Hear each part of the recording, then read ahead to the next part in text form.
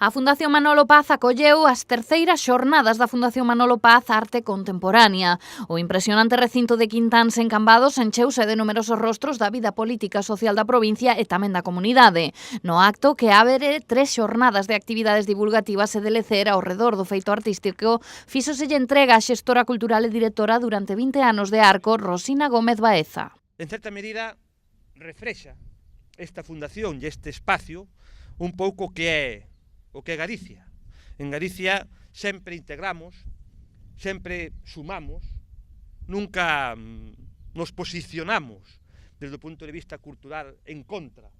de ninguén, sempre construímos o que somos, a nosa identidade, sumando e integrando, e en este caso tamén integramos a unha persona máis, e recoñecemos na persona da homenaxeada pois a unha galega máis, a outra galega universal que está connosco aquí en este momento e que me permitín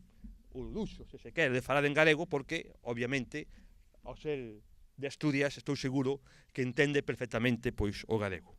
O pintor Manolo Moldes, a quen se lle dedica unha mostra conmemorativa e unha mesa redonda nas terceiras xornadas da Fundación Manolo Paz, e Rosina Gómez Baeza, galardoada co terceiro recoñecemento da Fundación, son as figuras de referencia desta cita coa arte contemporánea. Pois con un homenaxe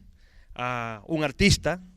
que desgraciadamente nos deixou fai moi pouco tempo, como é Manolo Moldes, e o conxuga tamén con unha peza fundamental da vida cultural, como son os xestores culturales, aquelas persoas que moitas veces están detrás das actividades culturales, pero que son fundamentales para que estas actividades culturales pois poidan chegar ao gran público e teñan difusión. Neste caso, pois a nosa premiada, Rosina Gómez. Ademais do conselleiro participaron no acta o artista Manolo Paz, a galardoada desta edición Rosina Gómez Baeza, o concelleiro de Cultura de Cambados Vítor Camaño, a directora da Fundación Julia Escudeiro e o organizador da xornada David Barro. Tamén estiveron presentes a alcaldesa de Cambados Fátima Val, o delegado territorial da Xunta Xosé Manuel Cores Tourís e o secretario xeral de Cultura Anxo Lorenzo.